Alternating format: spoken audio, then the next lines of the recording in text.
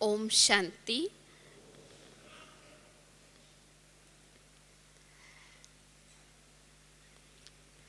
शिव बाबा ज्ञान का सागर,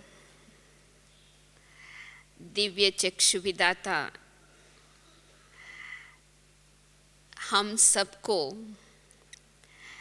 ज्ञान दे करके हम सबका तीसरा नेत्र खोला है। जब से हम बाबा के बच्चे बने तब से हम जानते हैं कि हमको बाबा ने अज्ञान निंद्रा से जगाया है। तो जब हम ये बात रियलाइज करते तो हम बहुत खुशी खुशी से, बहुत ही उमंग उत्साह से इस ज्ञान मार्ग पर चलना चालू करते हैं। इसलिए जब हम ज्ञान में आते तो कोई भी हमको पूछते हैं आप कैसे हो, तो हम तो यही कहते हैं पहले साल में हम तो खुशी से नाच रहे हैं, उमंग उत्साह के पंखों से उड़ रहे हैं।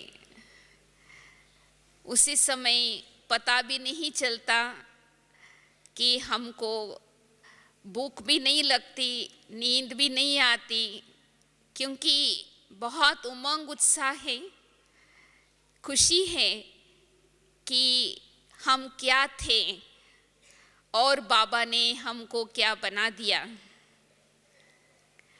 जब हम दूसरे साल में उसी ही आत्मा से पूछेंगे आप कैसे हो, तो आप सबको पता है जवाब क्या मिलता है। कहते हैं ठीक है, चल रहे हैं।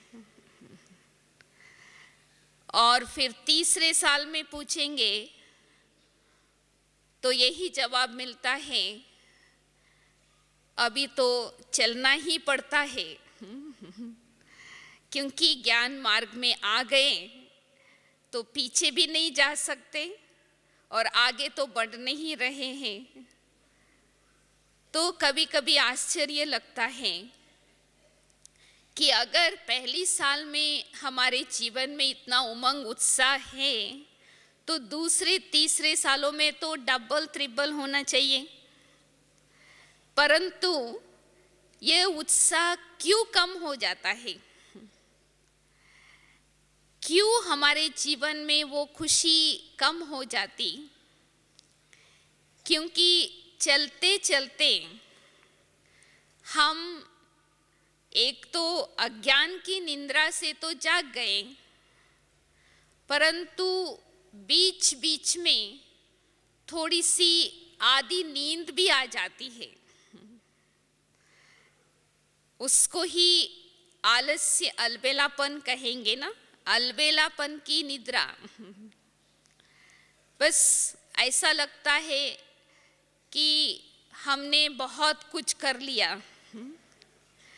अलबेलापन आने के पहले सुस्ती आती है। जैसे स्थूल रूप में किसी को थकावट होती है, थकावट के बाद सुस्ती आती है। सुस्ती की निशानी क्या होती है? बैठे बैठे अभी आप सभी यहाँ बैठे हैं ना, अगर किसी को थोड़ी सुस्ती आ रही होती है उसकी क्या निशानी होंगी? उबासी आएंगी। और उबासी ऐसी है, एक को आया ना तो वो दूसरे तीसरे को आना चालू हो जाता है। तो स्थूल रूप से सुस्ती की निशानी है उबासी, और बाबा तो कहते हैं उबासी है उदासी की निशानी। परंतु सूक्ष्म रूप में अगर आत्मा के अंदर थकावट है, उसके कारण सुस्ती है, तो एक प्रकार की सैडनेस, यानी अंदर में खुशी गुम हो जाती है, जैसे कि दुख की लहर, कुछ अच्छा नहीं लगता, कुछ करने के लिए मन में उमंग उत्साह नहीं आता। तो इसलिए सुस्ती की भाषा यही होती है। कोई भी काम आप करने के लिए कहेंगे तो कहेंगे अभी नहीं, बाद में, आज नहीं कल, मैं नहीं दूसरे करे, यानी बहानेबाजी बन जाते। तो यहाँ से थोड़ी सा खुलती है अलबेलापन की। तो जब हमारे मुख से ऐसी भाषा निकलती है ना, कोई भी सेवा करने के लिए कहते हैं, कोई भी पुरुषार्थ की बात आती है, अमृत वेले में भी उठने में 4 बजे अलार्म भी रखते हैं, अलार्म भी बजता है। सुस्ती क्या कहती है, अभी बस 1 मिनट उठ जाएंगे, अलार्म बंद करके लेट गए, फिर वो 1 घंटा हो जाता। ये सुस्ती है ना। इसलिए मुझे याद है दादी जान की हम लोगों को कहती हैं कि सुस्ती को क्या समझना चाहिए, आपकी सौतेली माँ है, स्टेप मदर है। क्योंकि वो पहले आती है हमको बाबा से वर्षा लेने में वंचित करने। क्योंकि खास करके अमृत वेले जब भी आपको पता भी है, उठना है, अलार्म भी रखा है, फिर भी वो जो दूसरा संकल्प आता है ना, मैं थोड़ा और सो जाऊं, वो वास्तव में हमारी सौतेली माँ आकर के बात करती है। आप बहुत थक गए हो, सारा दिन आपको बहुत काम करना है, आपकी तबीयत खराब हो जाएंगी, थोड़ी नींद कर लो, कोई हर्जा नहीं। तो हम वो माया की कमेंट्री सुन लेते हैं और उसके बाद बहुत पश्चाताप होता है। तो इसलिए सुस्ती को 6ठा विकार में रखा है। 5 विकार तो है, पर लेजीनेस 6th वाइस है। तो किसी में भी सुस्ती हो, वो ऐसा नहीं समझे कि ये कोई हर्जा नहीं, सब में होता ही है, थोड़ी थकावट आती है, थोड़ी सुस्ती होती है, परंतु ये भी विकार है, इसमें भी हमारी पवित्रता की मार्क्स में कम पड़ जाएंगे। तो अगर हम इस सुस्ती को हम थोड़ा सा ध्यान नहीं रखते, उसको परिवर्तन नहीं करते, तो धीरे धीरे वो अलबेलापन में परिवर्तन हो जाता है। तो आजकल लास्ट मुरली में भी बाबा ने इशारा दिया है कि जैसे जैसा समय समीप आता जा रहा है, वैसे वैसे माया की रॉयल रूप अलबेलापन और आलस्य की बच्चों को टेस्ट करने के लिए आती है। तो इसलिए हमको इस पर ज़रूर अटेंशन चाहिए, क्योंकि जब सुस्ती अलबेलापन में परिवर्तन हो जाता है, तो वो जैसे कि हम आधी नींद में चले जाते। आप लोगों को पता होगा, जो आधी नींद में होते हैं ना, वो क्या क्या बोलते रहते हैं, नींद में बातें करते रहते हैं, और उसकी भाषा किसी को समझ में भी नहीं आती, और जिसने बोला आधी नींद में उसको याद भी नहीं रहता। तो इसी प्रकार से जब हम अज्ञान की यानी आदि अलबेलापन की नींद में, आदि नींद में चले जाते हैं, तो हमारे मुख से ऐसे भाषा निकलती है। तो जब भी हम किसी के मुख से ऐसी भाषा सुने, तो हम अपने आप को खबरदार करना चाहिए, ताकि हमारे मुख से भी ऐसी भाषा ना निकले। तो एक तो अलबेलापन की भाषा ये होती है, तो कहेंगे कि अभी तो हम पुरुषार्थी है, कोई संपूर्ण तो बना नहीं है, सबसे भूल होती है, कोई हर्जा नहीं। ये सबसे भाषा अपने लिए। और दूसरी ये भी कहने लगते हैं कि भूल करते भी हैं, भूल का पश्चाताप भी नहीं करते और दूसरों के ऊपर भी दोष रखते कि हम नहीं। तो भूल करना, भूल की महसूसता नहीं करना और भूल को बार बार रिपीट करना, तो ये भी वास्तव में अलबेलापन है। और तीसरी बात, बाबा ने कई बार हम बच्चों को समझाया है कि बच्चों की दूर की नज़र बहुत तेज है, नज़दीक की नज़र कम है। यानी दूसरों की कमी जल्दी नज़र आ जाती है, अपनी कमी दिखाई नहीं पड़ता।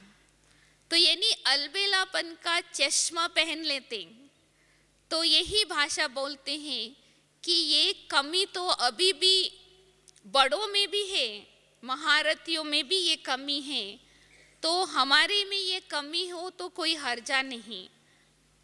तो लगता है कि अपनी कंपैरिजन जो पास विद ऑनर होने में पुरुषार्थ कर रहे उनके साथ नहीं करते, परंतु जो गलतियां करते हैं उनके साथ भेंट करना चालू कर देते।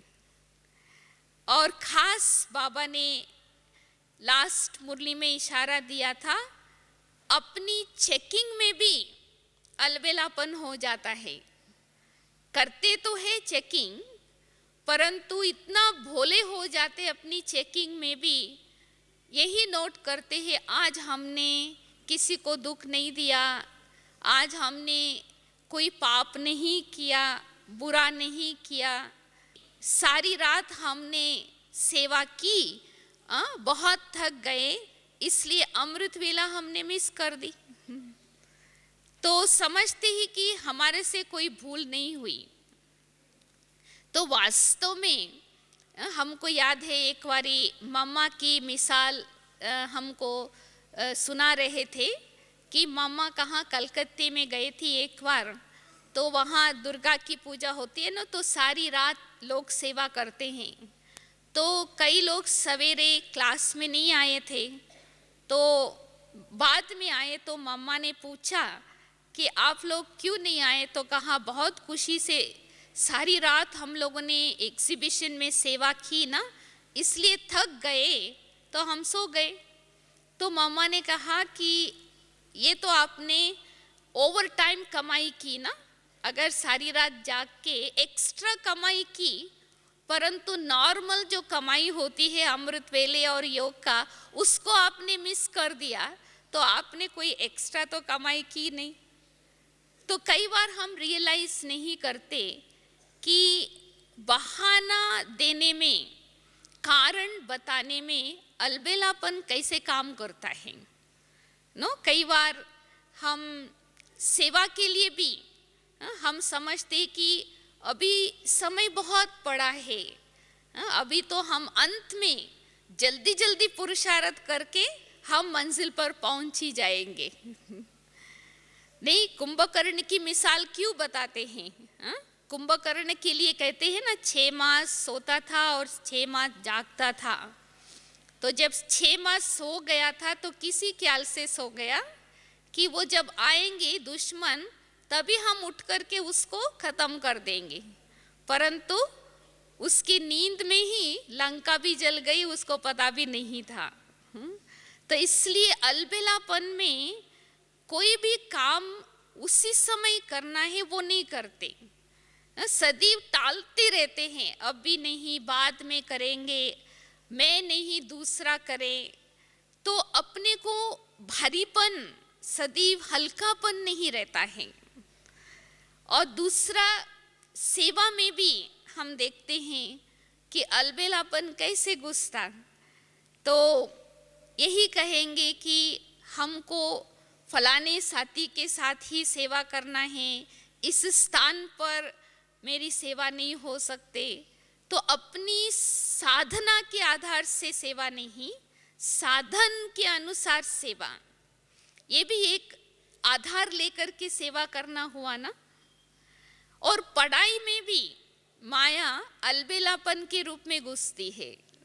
हाँ, क्या ख्याल आता है, अलबेलापन आ जाता है। तो हमने तो बहुत कुछ पढ़ लिया, बहुत समझ लिया, बस अभी अभी हमको इतना बस है। या तो किसी को कहेंगे ना कि रोज मुरली सुनने के लिए क्यों नहीं आते हो, तो कहेंगे बाबा की मुरली तो वही है, बाबा तो रोज वही बताते हैं, तो हम तो जानते हैं। तो ऐसी पढ़ाई में भी माया अलबेलापन लाता है कि रोज पढ़ने की जरूरत नहीं, कभी कभी सुन लिया तो ठीक है। तो जब ऐसी बाबा से, बाबा की पढ़ाई से, बाबा की परिवार से दूर होने का जो संकल्प आता है, उसको क्या समझना चाहिए, हमारा दुश्मन है। मुझे याद है एक बार जगदीश भाई ने कहा था, वैसे तो कहा जाता है काम महाशत्रु है, परंतु काम से भी ज्यादा महाशत्रु पुरुषार्थी जीवन में कौन सा शत्रु है? अलबेलापन और आलस्य। तो जब तक आप इसको महाशत्रु के रूप से नहीं देखेंगे तो उसको भगाने की कोशिश नहीं करेंगे। इसलिए जिसमें अलबेलापन होता है उसकी निशानी यही होती है, भूल करेंगे और भूल को सिद्ध करेंगे कि हमने नहीं किया है। अगर कोई बड़े समझाने की कोशिश भी करेंगे ना, तो वो सिद्ध करेंगे नहीं, हमारा नहीं है भूल। क्योंकि अलबेलापन की नींद में जैसी बुद्धि को ताला लग जाता है और बुद्धि में निर्णय शक्ति कम हो जाती, राइट क्या है, रॉन्ग क्या है, व्यर्थ क्या है, अयथार्थ क्या है, समझ नहीं सकते। तो इसलिए बुद्धि निर्णय नहीं करने के कारण वो बात समझ नहीं सकते हमने क्या किया। तो अगर उसी समय अपने आप के ऊपर हम दया करें, अपने आप के ऊपर कृपा करें, तो बड़े जो समझाते हैं अगर उसको समझ जाए तो हो सकता है कि बुद्धि का ताला खुल जाता। तो नहीं तो क्या हो जाता कि लंबा समय वो चलते रहने से तो ब्राह्मण जीवन से भी हम दूर हो जाते हैं। तो इसलिए खास करके स्वपुरुषार्थ में जब भी ये संकल्प आवे कि अभी मुझे नहीं करना है ये, तो उसके अगेंस्ट करना चाहिए, नहीं मेरे को अभी करना ही है। जैसे अमृत वेले उठने का, मुरली के क्लास में आने का, कोई भी सेवा करने में जब बहाना या कोई कारण देने की ख्यालात आती है ना, उसके अगेंस्ट ही हमको करना चाहिए। मैं कभी कभी सोचती हूँ, जैसे हम ज्ञान मार्ग में आते हैं ना, तो पहले साल में कितना उमंग उत्साह होता है हमारे अंदर, वो उमंग उत्साह क्यों कम हो जाता? कारण पहले पहले हम जब आते हैं ना, सिर्फ बाबा को देखते हैं और अपने आप को देखते हैं, बीच में किसी दूसरों को नहीं देखते। परंतु चलते चलते क्या हो जाता है, हम दूसरों को ज्यादा देखने लग जाते हैं, अपने को देखना कम हो जाता है और बाबा की तरफ नजर भी कम हो जाती। तो इसलिए अगर हमको इस महाशत्रु को जीतना है, इस आदि नींद से हमको जागृत रहना है। बाबा कहते ना, ये भी एक अलबेलापन की नींद भी एक रजाई जैसा ना, जैसे नींद आने के पहले रजाई ओढ़ लेते हैं ना, तो ये जो संकल्प आता है अलबेलापन की, ये भी एक नींद कराने की तरीका है। तो उसको जीतने के लिए सबसे पहली बात मैं समझती हूँ कि हमको ये पूछना है 10 बारी, 100 बारी, 1000 बारी अपने आप से, मैं बाबा के पास किस लिए आई हूँ? मैं बाबा के पास किस लिए आई हूँ? क्योंकि जब ये पर्पस हमारी बुद्धि में सदैव स्पष्ट रहता है, तो फिर हमारे अंदर कभी भी उमंग उत्साह कम नहीं हो सकता। क्योंकि हम बाबा के पास आए हैं अपनी जीवन बनाने के लिए, परंतु चलते चलते जीवन बनाने के बदले जीवन बिताना क्यों चालू कर देते? जीवन बनाना और जीवन बिताना अलग बात है। तो जब हमको ये ख्याल रहता है हम बाबा के पास आई हैं जीवन बनाने के लिए, तो हम सदैव जागृत रहेंगे। अटेंशन रूपी पहरेदार, वॉचमैन सदैव जागृत रहेगा। कई बार अलबेलापन की नींद की ये भी कारण होता है, we take it for granted. नहीं, थोड़ा सब कुछ अच्छा चलता है, सेवा भी अच्छी चल रही है, सहयोग भी मिल रहा है, समझते कि अभी तो ठीक है, हम मंजिल पर पहुंच ही जाएंगे, सब ठीक है। थोड़ी सी बुद्धि अटेंशन से दूर हो जाती, बस उसी समय मन बुद्धि को दबा देते तो हम वही काम कर लेते। तो इसलिए इस ब्राह्मण जीवन में never take it for granted. हम तो बाबा के बच्चे हैं ही, हम तो 24 घंटा बाबा को याद करते हैं, हम तो बाबा के बच्चे हैं, हमको तो बाबा से वर्षा मिलना ही है। अभी तो बाबा कहते हैं ना कि सतयुग में सब चाहिए, राजा रानी प्रजा। चलो सतयुग में तो हम जाएंगे, वहाँ दुख तो नहीं होगा, कुछ भी बने कोई हर्जा नहीं, जो भाग्य में होगा। तो ऐसा ऐसा जो संकल्प आता है ना, आते ही इसलिए कि अटेंशन रूपी पहरेदार थोड़े नींद में चले जाते। तो इसलिए हमको कदम कदम पर अपने ऊपर अटेंशन। तो अगर ये सबसे पहली बात हमारी बुद्धि में रहे, अटेंशन रूपी पहरेदार वो है बुद्धि, तो हमारी बुद्धि सदैव जागृत रहे, बुद्धि के ऊपर कोई भी प्रकार का असर प्रभाव न रहे, तो फिर कभी भी हम अलबेलापन की नींद में नहीं जाएंगे। दूसरी बात, जैसे हमने बताया कि हमको ये बात बार बार पूछना है, हम जीवन बनाने के लिए आए हैं तो हमको बनाना है, बिताना नहीं है। और तीसरी बात, हमको अपने आप को देखना है और बाबा को देखना है, बीच में तीसरे किसी को भी नहीं देखना है।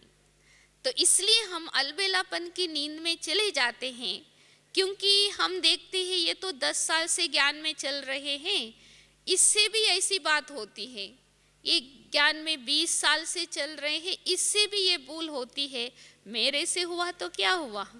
तो हमने बीच में दूसरों को देख लिया ना। तो हम तो बाबा के पास आए बाप समान बनने के लिए, कोई आत्मा के समान बनने के लिए नहीं। तो बाबा ने यही सिखाया है कि हर एक से गुण उठाओ। तो अगर हम हर एक से गुण उठाएंगे और अपने आप को देखेंगे, बाबा को देखेंगे, तो कभी भी हम इस आदि नींद में नहीं जाएंगे। नहीं तो हम अपने आप को राशि करेंगे, इनसे तो हम फिर भी अच्छे हैं, इससे 10 भूल होती, हमारे से 2 भूल होती है, फिर भी हम ठीक है ना। तो हम अपने आप को सेटिस्फाई कर लेते। और तीसरी बात, हमको ये विशेष अटेंशन रखना है अलबेलापन की नींद से जागृत रहने के लिए, कि बाबा ने जो नियम बना के दिया है, सवेरे से लेकर रात तक कुछ भी हो जाए और कितनी साल से भी हम ज्ञान मार्ग में चले, उस नियमों को हम एकदम एक्यूरेट फॉलो करें।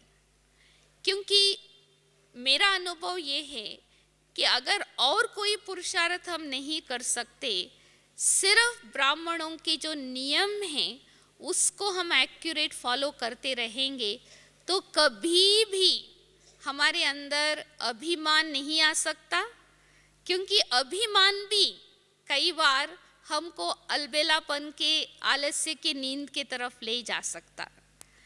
भले कई बार उन नियमों को पालन करने में कठिनाई आती भी हो, परंतु अगर हम बुद्धि में ये अपने को ज्ञान रहे कि भगवान ने ये नियम बना के दिया है, कायदे में फायदा है।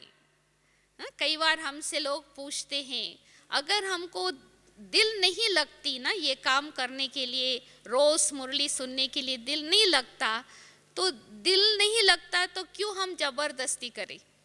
परंतु कई बार जबरदस्ती करके भी तो आना चाहिए।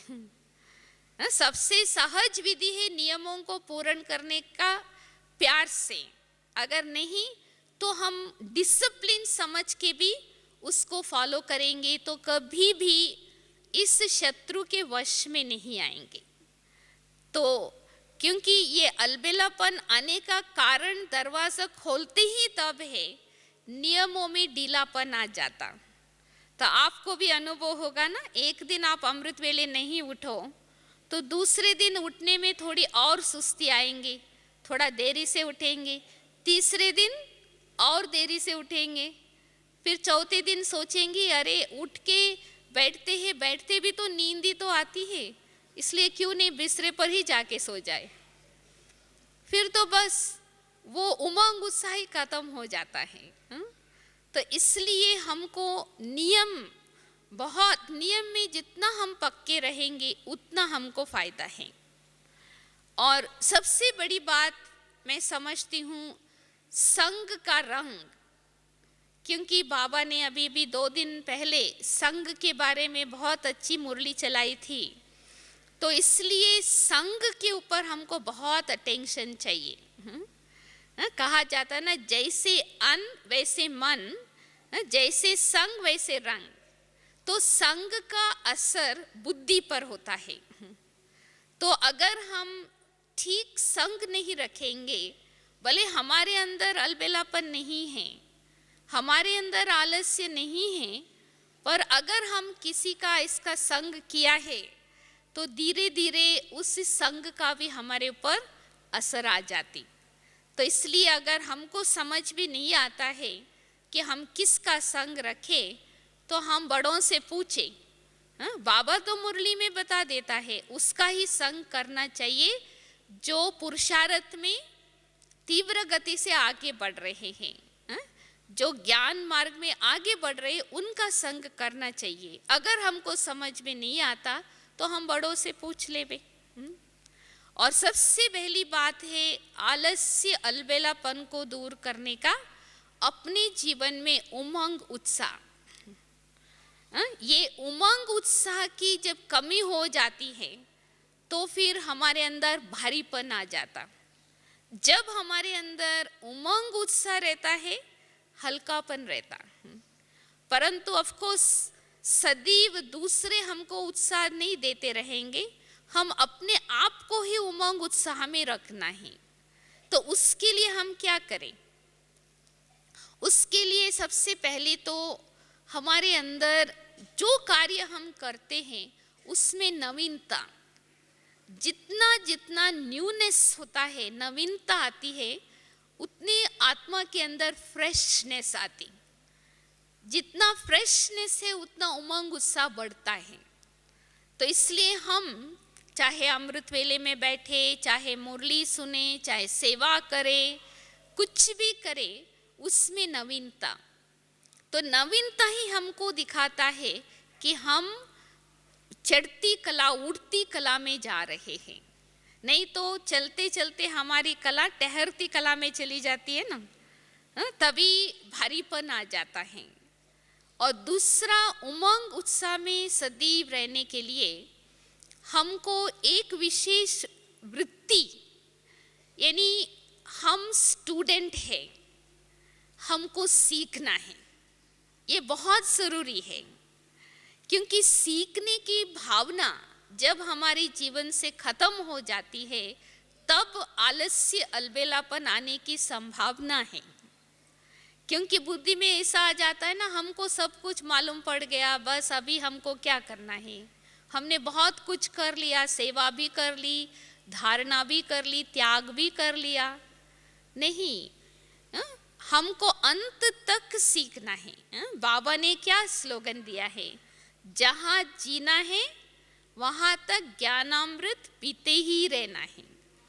तो ये हम विद्यार्थी है, गॉडली स्टूडेंट है और हमको सीखना है।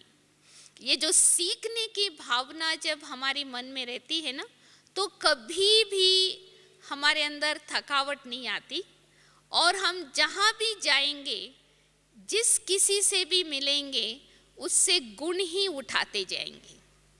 ये निशानी है सीखने वालों की, क्योंकि सीखने वाला अवगुण में भी गुण देखता है। जैसे गुलाब का फूल है, उसमें कांटा भी है पर फूल खुशबू देने वाला भी है।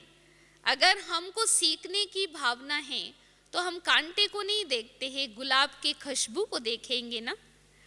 तो इसी प्रकार से विद्यार्थी हमको सीखना है, अंत तक हमको पढ़ना है, तो फिर उसमें अपने अंदर निर्माणता भी आ जाती और हम सीखते सीखते आगे बढ़ते जाते हैं। और तीसरी बात, उमंग उत्साह अपने अंदर बना के रखने के लिए कोई भी हम बात करें वो निरंतर, बाबा ने बहुत बारी ये बात दिलाया है कि बहुत काल की जो हमने प्राप्ति की है वही बात हमारे साथ रह जाएंगे। जो कुछ पुरुषार्थ हमने किया है तो वो बहुत काल का होना चाहिए। तो बहुत काल की जमा कैसे होगा? जब हम कोई भी बात करें तो निरंतर करें।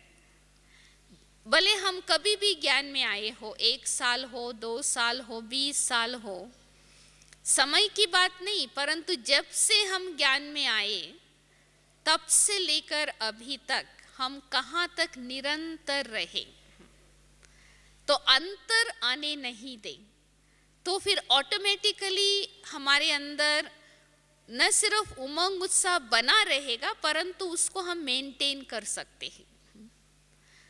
बाबा तो कहते हैं कि खुद भी उमंग उत्साह में रहो और दूसरों को भी उमंग उत्साह का दान दो। तो मैं कई बार सोचती हूँ उमंग उत्साह क्या चीज़ है। दुनिया में आजकल लोग ब्लड डोनेशन को बहुत मानते हैं, ब्लड डोनेशन, क्योंकि हम ब्लड डोनेशन देते तो दूसरे किसी की जीवन को राहत मिल जाती है ना। तो ब्राह्मण जीवन में भी उमंग उत्साह में रहना और उमंग उत्साह देना, ये भी एक प्रकार की ब्लड डोनेशन है। तो इसलिए आलस्य, अलबेलापन तब आती है जब हमारे अंदर वो उमंग उत्साह कम हो जाता, और वो होता भी इसलिए कि हम दूसरों के साथ कंपेयर करना चालू कर देते। जैसे मैंने बताया ना कि जब पहले आते तो फर्स्ट ईयर बहुत उमंग उत्साह में रहते, क्योंकि हम किसी के साथ कंपैरिजन नहीं करते। फिर चलते चलते चलते जब भेंट करने का संस्कार आ जाता है तो फिर हम या तो अपने को बहुत कम समझने लगते या तो अपने को बहुत ऊंचा समझने लगते, तो इसलिए गिरावट हो जाती। तो इसलिए हमको चेकिंग में भी हम अपनी तीसरा नेत्र खोल करके सूक्ष्म चेकिंग चाहिए।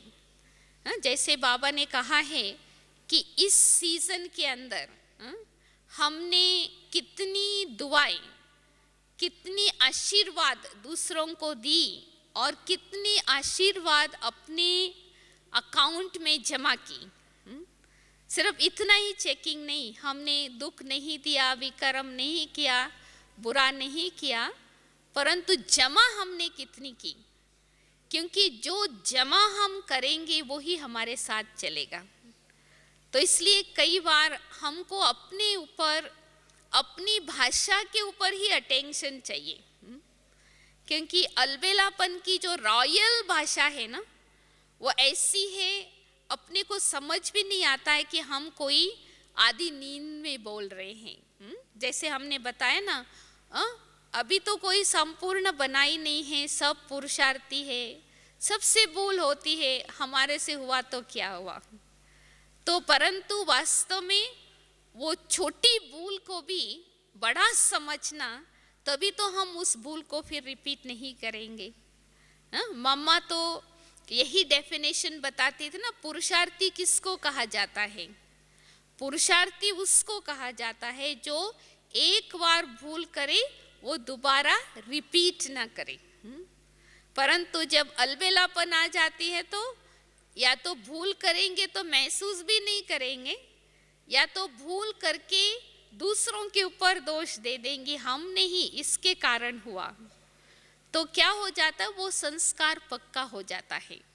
तो इसलिए हम वॉच आउट करें ना कि हम इस ब्राह्मण जीवन में कैसे पहली थकावट आती है, फिर थोड़ी थकावट से सुस्ती आती है, सुस्ती के बाद अलबेलापन आ जाता है। तो अलबेलापन की भाषा क्या क्या हो जाता है उसमें मैंने थोड़ा सा ही बताया है। वैसे तो उसकी रॉयल भाषा, सूक्ष्म भाषा भी बहुत कुछ है, परंतु अगर हम इन मोटी मोटी रूप को भी अगर हम अपने अंदर परिवर्तन कर लेंगे तो बाबा जो वर्षा दे रहा है उसको पूरी रीति से हम ले सकते। जैसे बाबा ने बताया ना, देने वाला सबको एक समान ही देता है, सब खजाने, सब वर्षा, आशीर्वाद सब एक समान देते, परंतु लेने वालों में नंबरवार क्यों हो जाते?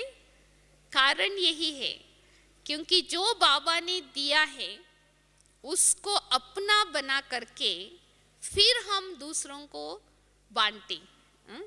जब हम अपना नहीं बना करके ऐसे ही हम दूसरों को दे देते हैं तो अपने पास कुछ नहीं रहता। तो इसलिए हम सदैव याद रखें कि हम बहुत ऊंची पहाड़ी पर, ऊंची मंजिल पर चल रहे हैं, माउंटेन क्लाइंबिंग। जब भी पीक पर कोई जाना होता है ना, उसको बहुत संभाल के कदम कदम पर न पीछे देखना है न इधर उधर देखना है, सीधा आगे देखते हुए चलना है। तो हम भी ऐसी समय पर है जब भी हम ऊंची पहाड़ी पर, ऊंची चोटी तक पहुंच रहे हैं। इसलिए थोड़ा सा भी अलबेलापन, केयरलेस, इसलिए इंग्लिश में स्लोगन है ना, केयरलेस नहीं, केयरफुल रहो तो केयर फ्री रहेंगे। केयरलेस माना लेस केयर, अटेंशन कम तो वरीफुल हो जाएंगे। If you care less you worry more. अगर हमको बेफिक्र बादशाह बनना है तो केयरलेस नहीं, केयरफुल रहना है ना। कई बार लोग समझते बेफिक्र माना टोटली केयर फ्री, फिक्र ही नहीं। ऐसा नहीं है। जो बेफिक्र होगा वो फालतू चिंता नहीं करेंगे, जो करना है उसका संकल्प आएगा वो पूरा करेंगे। तो इसलिए बेफिक्र बादशाह बनना हो तो ये आप स्लोगन याद रखिए, be careful and care free but not careless. थोड़ा भी केयर अपने ऊपर कम हो जाता है। कई बार ब्राह्मणों के मुख से ये भी भाषा निकलता है, आई डोंट केयर। मेरे को दूसरों के लिए I don't care for this person, I don't care. ये भी भाषा केयरलेसनेस की है। बाबा तो सबको केयर करता है, तो मैं कैसे कहूँ कि I don't care? Of course हमको दूसरों का ख्याल रखना है, परंतु चिंता नहीं करनी है। तो इसी प्रकार से अगर हम अटेंशन रखते रहेंगे, जो काम करना है, यही स्लोगन बाबा ने हमको अलबेलापन को जीतने के लिए बहुत समय के पहले से ही दिया है। जो काम कल करना है वो आज करना है, जो आज करना है वो अभी करना है, अभी नहीं तो कभी नहीं। अगर तीव्र पुरुषार्थी होकर के अलबेलापन, आलस्य को जीत करके अपने मंजिल पर समय पर पहुंचना है तो हमको ये स्लोगन सदैव याद रहे और बेफिक्र बादशाह बनने के लिए जैसे मैंने बताया, be careful and not careless but care free. तो इस प्रकार से अगर हम चलते रहेंगे तो हम जैसे बाबा की हम बच्चों के ऊपर जो शुभ आशाएं हैं उसको पूरा करते हुए हम समय पर मंजिल पर पहुंच ही जाएंगे। Thank you. ओम शांति।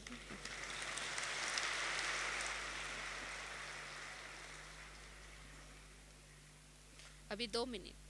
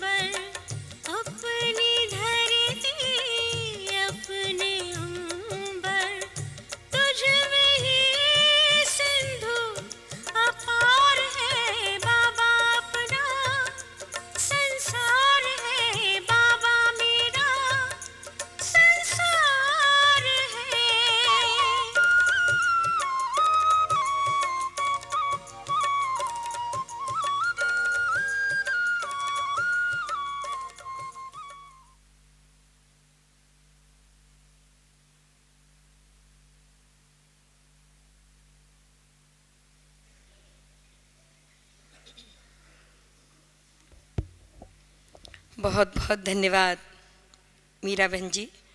बहुत सरल तरीके से आपने इस विषय को स्पष्ट किया है।